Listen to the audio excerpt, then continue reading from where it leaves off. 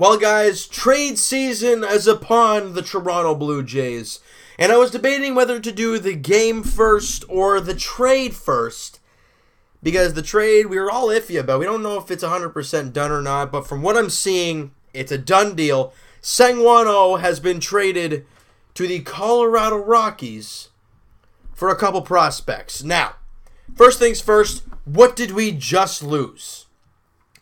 As a Blue Jay fan, we just lost a late inning reliever, one of the most reliable guys we've had this season. But guys, we just got swept by the Minnesota Twins. We're 9 games under 500.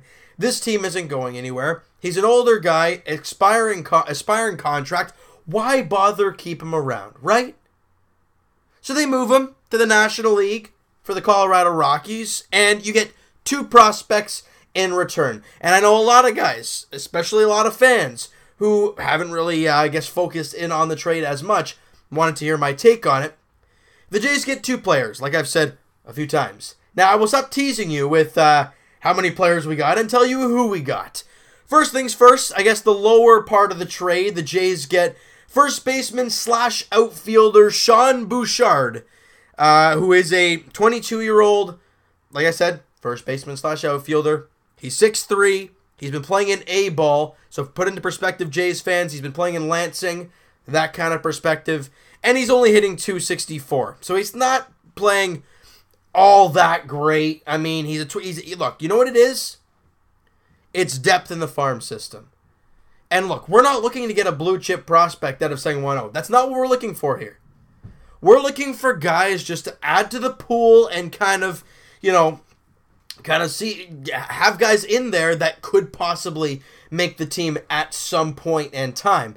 Now, will Sean Bouchard ever see the major leagues? I don't know. But what he is, and we've talked about, since the middle of the offseason, really, about the Jays getting more middle infielders, and at the draft to get more middle infielders. And we're thinking, why the heck do they keep doing this?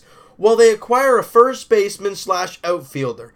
No matter how good he is, or how bad he is, or how old he is, or whatever, it's a different position, people.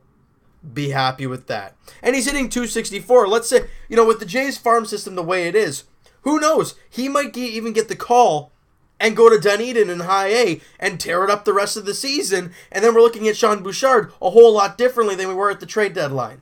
So it's a big difference there. The second player of the trade, the more meat of the package, the 24th overall prospect for the Colorado Rockies, first baseman. So you got 2 first basemen. Chad Spanberger. I love it. 22 years of age as well. I think he's going to turn 23 by next season. So he was 22 in, November. So that's that for him.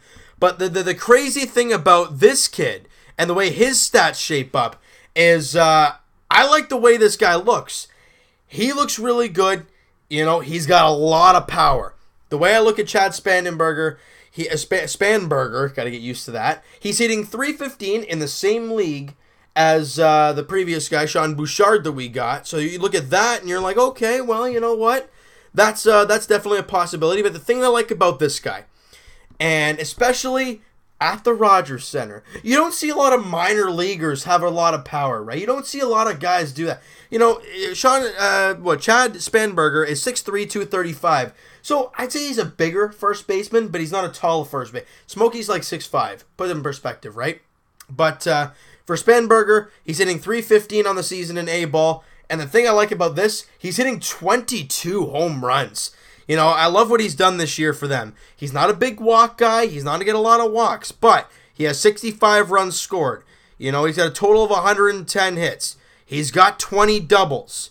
Where is he here? 75 RBIs. This guy has proven, at least at the A-ball level, that he's good. Now, same thing with Sean Bouchard. Will he ever be anything for the Toronto Blue Jays? Only time will tell. Only time will tell, really, whether this will be a thing. But what they're trying to do, what Atkins and Shapiro are trying to do right now is restock the shelves. Get some younger guys.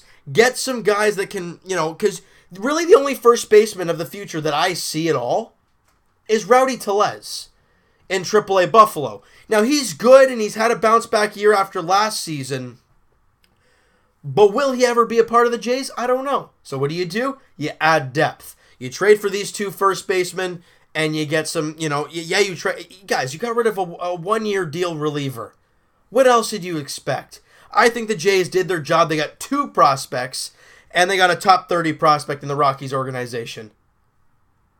I know, would we have loved to get a top 15 or a top 10? Oh, yeah, of course.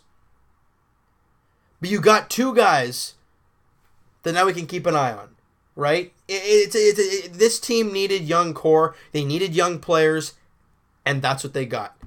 They traded a 36-year-old in Seung-Hwan Oh, who's having a very good season for the Blue Jays, to Colorado for 2 22-year-olds. Enough said. And the positive, they're not middle infielders. That's the giant positive in the deal. And this is just the one of many trades that's probably going to be happening for the Blue Jays within the next 5 days.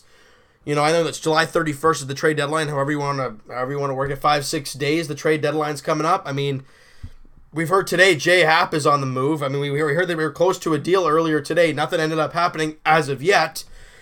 We heard a couple days ago about Clippard and Axford. The Jays are aggressively trying to move those guys. The Jays aren't done yet. This is just possibly the first domino to fall. You could say Steve Pearce was, but for Seung-Hwan Oh, he was the first actual trade deadline domino to fall. And the Jays, you know what? I think they did a good job.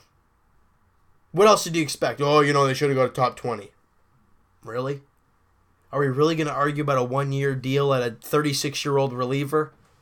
I'm happy with this deal. I really am. All right? And I know, I hope you guys are too. Because I know that we just needed to restock the shelves, and that's what they did a little bit here at the first baseman depth. They needed to. All right? So you know what, guys? That is going to do it for this one. If you guys enjoyed this video and you guys like the trade for Seung-Hwan Oh, smack that like button. I do appreciate that. Hit the subscribe button if you guys have not already. Comment down below, guys. What'd you think of the video? What'd you guys think of the trade? Do you like the trade? Do you not like the trade? Is there any other player in the deal that would have been, if it's still realistic, would you have liked a different player in this trade? I want to hear what you guys have to say about all that. And we'll talk to you guys podcast edition tomorrow afternoon. That's right, we're getting that out to you guys tomorrow about 2, 3 o'clock in there somewhere. Evan and I got lots to talk about. Kawhi Leonard, obviously trade deadline for the Blue Jays. The Leafs, all kinds of Panarin talk. I mean, we've heard about that a little bit. We got lots of stuff to talk about tomorrow. Link is in the description for the podcast channel and for the podcast itself on iTunes, guys. Go check that out down below, and I will talk to you guys tomorrow. Or I guess I'll talk to you guys. Well, who knows? Honestly, goodness, who knows when I'll talk to you guys? But I will talk to you guys very shortly as the Jays get swept by the Minnesota Twins. We'll get to that in a little bit. And then they hit the road now. I think they head to Chicago now, but we'll talk about that in a little bit. We'll talk to you guys then.